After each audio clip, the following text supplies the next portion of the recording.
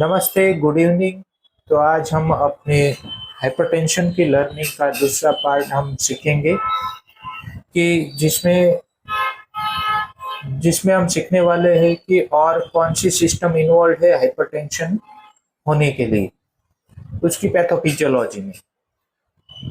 पिछली पिछली लेक्चर में मैंने समझाया कि हाइपरटेंशन एक ऐसी बीमारी है जहाँ पर कॉम्प्लेक्स सिस्टम इन्वॉल्व रहते हैं। उसमें से एक हमने देखा ऑटोनॉमिक नर्वस सिस्टम। अब एक दूसरी सिस्टम है, वो है रेनिन एंजियोटेंसिन अल्डोस्टेरोन सिस्टम। तो क्या होता है देखते हैं। Another system maintaining the extra cellular fluid volume peripheral resistance and that if disturb may lead to hypertension is the renin angiotensin aldosterone system। एक और दूसरी सिस्टम जो extra cellular fluid volume peripheral resistance को control करती है, maintain करती है। अगर उसमें डिस्टरबेंस आए तो फिर हाइपरटेंशन हो सकता है। ऐसी सिस्टम है renin angiotensin aldosterone system। Renin is a circulating enzyme that participates in maintaining extracellular volume and arterial vasoconstriction, therefore contributing to regulation of the blood pressure। तो रेनिन क्या करता है? सर्कुलेटिंग एंजाइम है जो extra cellular volume and arterial vasoconstriction को maintain करने में काम करता है और वो कंट्रीब्यूट करता है ब्लड प्रेशर को।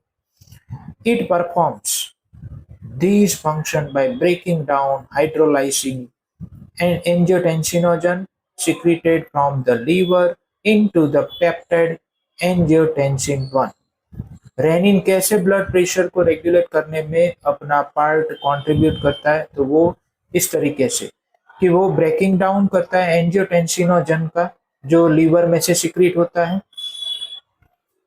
ब्रेकिंग डाउन करके वो क्या बनाता है? पेप्टाइड एंजियोटेंसिन 1, यानी कि एक प्रोटीन मॉलिक्यूल है एंजियोटेंसिन 1, उसको बनाता है। Angiotensin 1 is further cleaved by the enzyme that is located primarily but not exclusively in the pulmonary circulation bound to endothelium।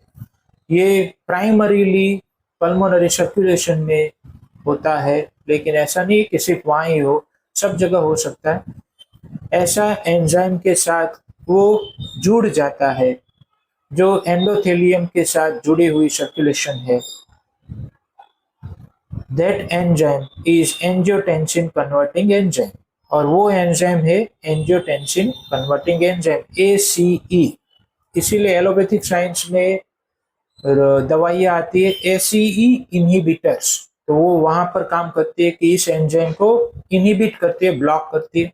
लेकिन ये एंजाइम का काम क्या है? This cleavage produces angiotensin 2। ये जो जुड़ान होती है, क्लेवेज होती है, उससे एंजियोटेंसिन 2 बनता है जो एक वेजो एक्टिव पेप्टाइड है।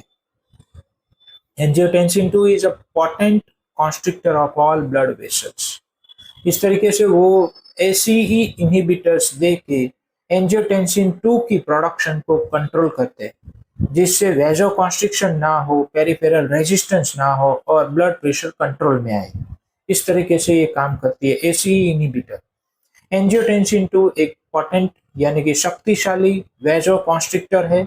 It acts on the musculature of the arteries raising peripheral resistance and thereby elevating blood pressure. ये आर्टरीज की मस्कुलेचर पर काम करता है, पेरिफेरल रेजिस्टेंस बढ़ाता है और इस तरीके से ब्लड प्रेशर बढ़ता है। Angiotensin 2 also causes the adrenal glands to release aldosterone। Angiotensin 2 की रिलीज से, फॉर्मेशन से एड्रिनल ग्लैंड से अल्डोस्टेरोन रिलीज होना भी चालू हो जाता है।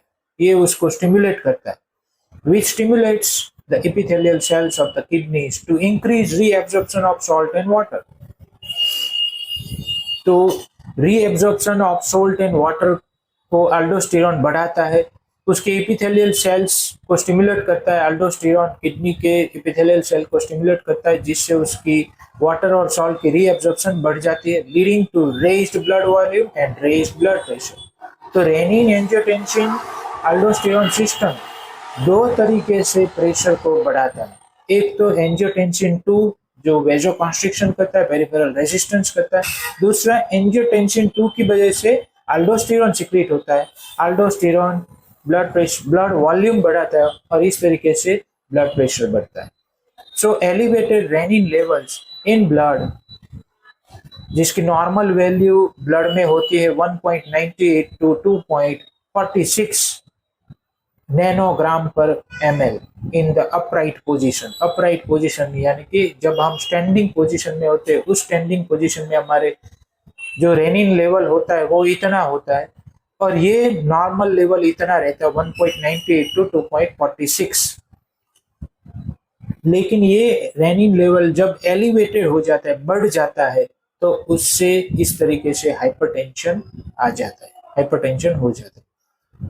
Recent studies claim that obesity is a risk factor for hypertension because the activation of the renin-angiotensin system (RAS) in adipose tissue and also linked renin-angiotensin system with insulin resistance, and claims that anyone can cause the other। और ऐसा claim करते हैं कि कोई भी एक दूसरे को करता है। इंसुलिन रेजिस्टेंस हो तो भी आरएएस सिस्टम एक्टिवेट हो जाती है और उससे बीपी आ जाता है, और बीपी हो तो उससे इंसुलिन रेजिस्टेंस भी लिंक्ड है, तो इससे भी डायबिटीज आ सकती है, ऐसा माना जाता है, लेकिन पक्का किसी को कुछ पता नहीं। हम इसको कोरिलेट करते हैं बाद में। Local production of angiotensin 2 in various tissues, including the blood vessels, heart, adrenals, and brain, is controlled by ACE। जो एंजियोटेंसिन 2 का लोकल प्रोडक्शन है अलग अलग टिश्यू में होता है, including blood vessels, heart, adrenal glands and brain. ये सब किससे कंट्रोल होता है? ACE यानी कि angiotensin converting enzyme and other enzymes including serine, protease, chymase. ये अलग अलग एंजाइम है जो इसको कंट्रोल करते हैं, लेकिन प्राइमरीली जो रोल आता है वो है ACE का, angiotensin converting enzyme.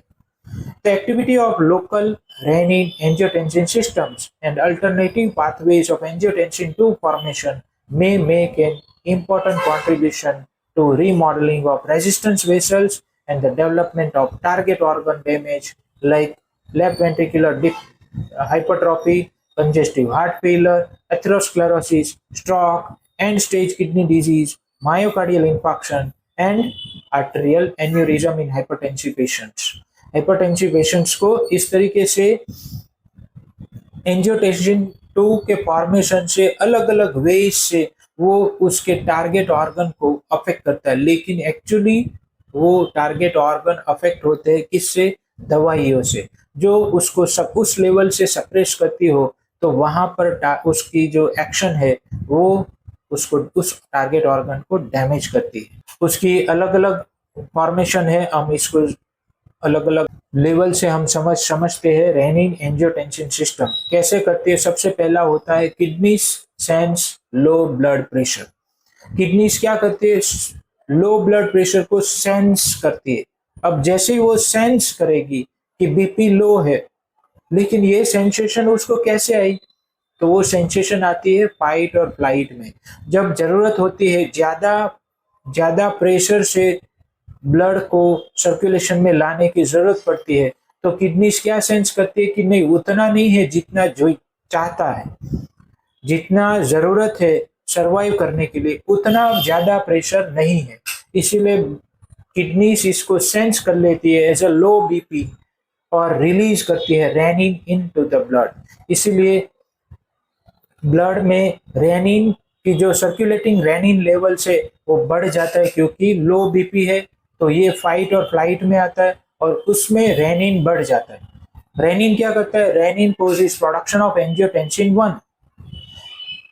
Angiotensin 1 product करता है, और साथ में उसके बाद आता है ACE यानी कि angiotensin converting enzyme converts angiotensin 1 into angiotensin 2। Angiotensin 2 stimulates the release of aldosterone, ADH and thirst। Angiotensin 2 क्या स्टिमुलेट करता है? अल्डोस्टेरोन की रिलीज को स्टिमुलेट करता है, ADH को स्टिमुलेट करता है, थर्स्ट को सिक्रेट करता है। अल्डोस्टेरोन causes kidneys to reabsorb sodium and ADH increases the uptake of water। इस तरीके से दोनों सोडियम एंड वाटर दोनों रीएब्जॉर्ब हो जाएंगे। वाटर फॉलोज सोडियम, जहां जहां सोडियम जाएगा वहां वहां वाटर चला जाता है। The blood level increases, the blood volume increases and pressure also increases. इस तरीके से ब्लड वॉल्यूम बढ़ता है और प्रेशर भी बढ़ जाता है। तो रेनिन एंजियोटेंसिन सिस्टम दो तरीके से प्रेशर को बढ़ाती है। सबसे पहला डायरेक्टली एंजियोटेंसिन 2 को बना के, और दूसरा ब्लड प्रेशर ब्लड वॉल्यूम को बढ़ा के प्रेशर बढ़ाती है। इसके बाद का एक सिस्टम है वो है एंडोथेलियल फंक्शन, कि ब्लड प्रेशर को मेंटेन करने में एंडोथेलियम भी अपना रोल अदा करता है। तो क्या है उसको समझते हैं। The endothelium of blood vessels produces extensive range of substances that influence blood flow and in turn is affected by changes in the blood and the pressure of blood flow। तो एंडोथेलियम यानी कि blood vessel wall जो है वो endothelium से बनी हुई है। वो अलग अलग तरीके के सब्सटेंस को प्रोड्यूस करता है जो ब्लड फ्लो को इन्फ्लुएंस करता है, और इस तरीके से वो ब्लड के प्रेशर को, ब्लड फ्लो के प्रेशर को और ब्लड में चेंजेस लाता है। For example, local nitric oxide and endothelin, which are secreted by the endothelium, are the major regulators of vascular tone and blood pressure। ये जो local nitric oxide as well as endothelin जो endothelium से ही secrete होता है, वो major regulators है vascular tone का और ब्लड प्रेशर का। In patients with essential hypertension, balance between vasodilators and vasoconstrictors is upset. तो जो एसेंशियल हाइपरटेंशन होता है जिन लोगों को, यानी कि प्राइमरी हाइपरटेंशन, उन लोगों की जो ये वेजोकॉन्स्ट्रिक्टर और वेजोडाइलेटर्स इन दोनों के बीच का जो बैलेंस होता है वो खराब हो चुका होता है, वो अपसेट हो जाता है। Which leads to changes in the endothelium, जिसकी वजह से एंडोथेलियम में चेंजेस आ जाते हैं, and sets up a vicious cycle that contributes to the maintenance of high blood pressure, जिससे एक ऐसी साइकिल बनती है जिससे continuous high blood pressure maintain रहता है। In patients with hypertension, endothelial activation and damage also lead to changes in vascular tone। Hypertension के जो पेशेंट्स है उसमें एंडोथेलियल एक्टिवेशन और डैमेज ये दोनों वास्कुलर टोन के बदलाव को परिणाम देती है, वास्कुलर रिएक्टिविटी में बदलाव लाती है, एंड कोएगुलेशन एंड फाइब्रिनोलाइटिक पाथवेज को में बदलाव लाती है। तो जब भी हाइपरटेंशन के जो पेशेंट होते हैं उसमें एंडोथेलियल एक्टिवेशन और डैमेज, इसकी वजह से ये सब चीजें हो सकती है। Alterations in endothelial function are a reliable indicator of target organ. जो भी एंडोथेलियल फंक्शन के अल्टरेशन होती है वो एक रिलायबल इंडिकेटर है कि कौन सा ऑर्गन डैमेज होगा या एथेरोस्क्लेरोटिक डिजीज होगा, एज वेल एज प्रोग्नोसिस क्या है, इससे हमें पता चल सकता है। एंडोथेलियल के फंक्शन में अगर अल्टरेशन आए तो उससे हमें पता चल सकता है। तो इसीलिए हम सब फेस करते हैं कि प्रैक्टिस में कि जो लोग हाइपरटेंसिव होते हैं उनको धीरे धीरे करके उनकी ट्राइग्लिसराइड्स बढ़ जाते हैं, एलडीएल बढ़ जाता है, एचडीएल कम हो जाता है या बढ़ जाता है, उसके कोलेस्ट्रॉल लेवल में चेंजेस आ जाता है, क्योंकि ये सब एंडोथेलियल ये जो उसकी फंक्शन में गड़बड़ी हुई एंडोथेलियम की, ये उसकी बाय प्रोडक्ट है। और उसके साथ साथ वहाँ काफ़ी ऐसे हाइपरटेंसिव पेशेंट है जिनको फ्यूचर में एथेरोस्क्लेरोसिस की भी समस्या आ जाती। तो उन लोगों में ऐसा क्यों हुआ, क्योंकि एंडोथेलियल फंक्शन बिगड़ गया। और ये कॉमन होता है ब्लड प्रेशर के दर्दियों में, क्योंकि उन लोगों में ये सब चीजें एक साथ सिस्टम इन्वॉल्व होती है ब्लड प्रेशर को कायम रखने के लिए। Evidence suggest that oxidant stress alters many functions of the endothelium including modulation of vasomotor tone। Evidence suggest करती है कि जो भी वेजोमोटर टोन को जब मॉड्यूलेशन होता है उसमें काफी सारे एंडोथेलियम के मैनी फंक्शंस अल्टर हो जाते हैं, और ये कैसे होता है, स्ट्रेस से होता है। ऐसा हमने हमने एविडेंस से हमें हमें समझ में आया है। मेडिकल फील्ड को ये पता है कि स्ट्रेस की वजह से हाइपरटेंशन होता है और साथ में स्ट्रेस ही सब कुछ क्रिएट करता है। Inactivation of nitric oxide by superoxide and other reactive oxygen species seems to occur in conditions such as hypertension.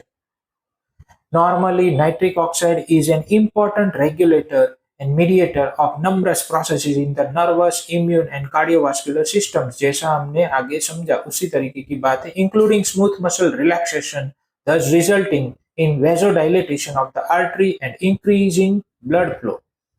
तो नाइट्रिक ऑक्साइड ऑक्साइड क्या करता है, वो मसल को रिलैक्स करता है, स्मूथ मसल को रिलैक्स करता है, जिससे वेजोडाइलेटेशन होता है और इससे ब्लड फ्लो इंक्रीज होता है, इससे प्रेशर कम होता है and suppressor of migration and proliferation of vascular smooth muscle walls. Smooth muscle wall की प्रोलिफरेशन को ये सप्रेस करता है नाइट्रिक ऑक्साइड। एक इसकी जो इनएक्टिवेशन होती है, ये नाइट्रिक एसिड का काम है, नाइट्रिक ऑक्साइड का काम है, not nitric acid, nitric oxide, nitric oxide का काम है। और ये इनएक्टिव हो जाता है कब, जब उसमें सुपर ऑक्साइड हो जाता है या फिर अदर रिएक्टिव ऑक्सीजन स्पीसीज आ जाते हैं जो स्ट्रेस में आते हैं। वो आने से नाइट्रिक ऑक्साइड इनएक्टिव हो जाता है, जो नॉर्मली क्या काम करता है, मसल रिलैक्सेशन का काम करता है और इससे इससे वेजोडाइलेटेशन होती।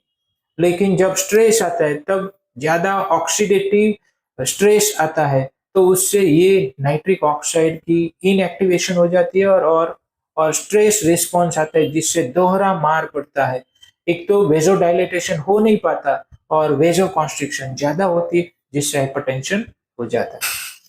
It has been suggested that angiotensin II enhances formation of the oxidant superoxide at concentrations that affect blood pressure minimally.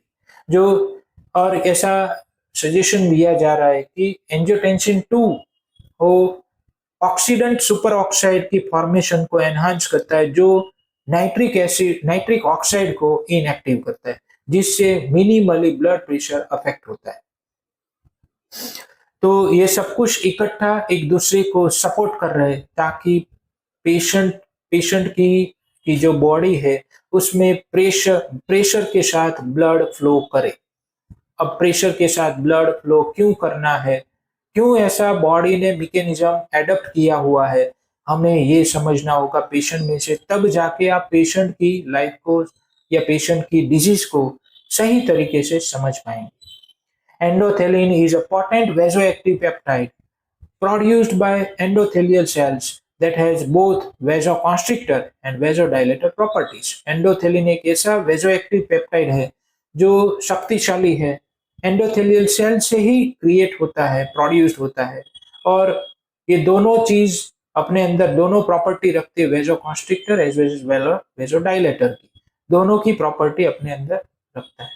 Circulating endothelin levels are increased in some hypertensive patients, particularly African Americans and persons with hypertension. और एक system है, वो है I think सबसे last system जो hypertension create होने में या हाइपरटेंशन को बरकरार रखने में इन्वॉल्व है, वो है sodium potassium ratio hypothesis of essential hypertension.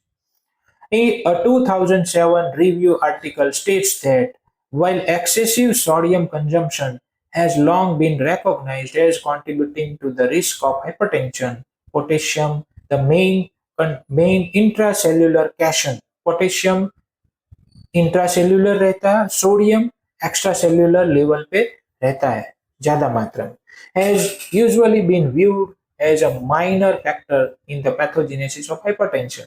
However, abundant evidence indicates that a potassium deficit has a critical role in hypertension and its cardiovascular sequelae. ऐसा माना जाता है कि हाइपरटेंशन की पैथोजेनेसिस में पोटेशियम माइनर फैक्टर है, लेकिन काफी सारे ऐसे एविडेंस है जो इंडिकेट करता है पोटेशियम की कमी की वजह से हाइपरटेंशन भी होता है और कार्डियोवास्कुलर सिक्वेली भी यानी कि डिजीजेस भी होते हैं।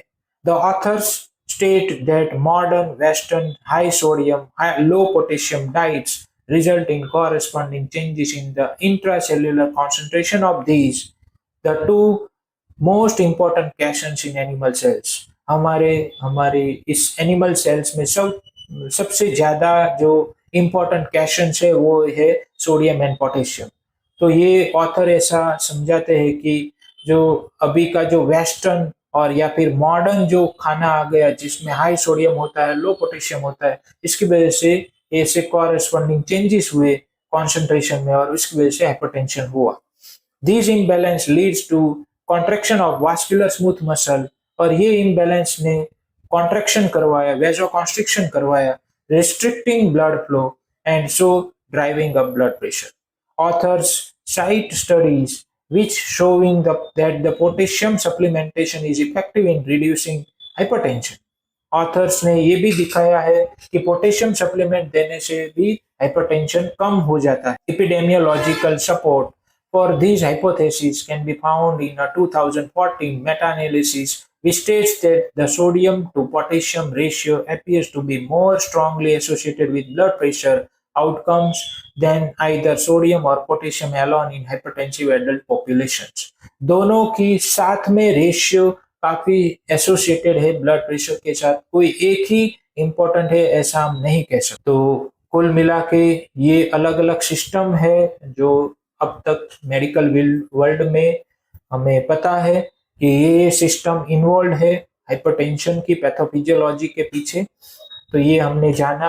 अब हम इसको होम्योपैथिकली समझते हैं कि हमने क्या समझा कि भाई ये बॉडी में चेंजेस होते हैं, लेकिन ये चेंजेस के पीछे पहले कुछ होता है जो हनुमान सर कहते हैं डायनामिक लेवल पे। वो क्या होता है? डायनामिक डिरेंजमेंट कहाँ पर होती है? तो डायनामिक डिरेंजमेंट पेशेंट की अपनी लाइफ में कोई ऐसा स्ट्रेस आया जिसका सामना करने के लिए, सरवाइव करने के लिए उस सिचुएशन में पेशेंट की बॉडी ने इस तरीके का एडप्शन लिया। अगर उसमें ज्यादा एंडोथेलियम इन्वॉल्वमेंट होगी तो पेशेंट की स्मूथ मसल इन्वॉल्व है तो उसके लिए मार्शल कॉन्फ्लिक्ट हो सकता है। फिर अगर उसके रेनिन एंजियोटेंसिन सिस्टम इन्वॉल्व है तो उसके लिए पेशेंट की खुद की सर्वाइवल इन्वॉल्व होगी। इसको कहते हैं रेफ्यूजी कॉन्फ्लिक्ट या फिर एग्जिस्टेंस कॉन्फ्लिक्ट इसको कहते हैं, वो इन्वॉल्व होगी। लेकिन अगर ऑटोनॉमिक नर्वस सिस्टम से आता है तो कोई भी कॉन्फ्लिक्ट हो उसकी कॉन्फ्लिक्ट एक्टिव फेज में ब्लड प्रेशर बढ़ सकता है। और लुईस है हमें समझाती है कि जब भी लॉन्ग टर्म किसी को लॉन्ग टर्म इमोशनल प्रॉब्लम रहा हो उसको हाइपरटेंशन आता है। तो ये अलग अलग अंडरस्टैंडिंग है, आपको न जाने कोई भी पेशेंट में ऐसे मिल सकता है। अलग अलग पेशेंट अलग अलग होते हैं, उसको इंडिविजुअल लेवल पे समझना होगा कि उसके लिए उसकी क्या लाइफ में कौन सी चीज ज्यादा इंपॉर्टेंट है जिसके स्ट्रेस से उसको हाइपरटेंशन आया है। Thank you, goodbye, take care, love you all.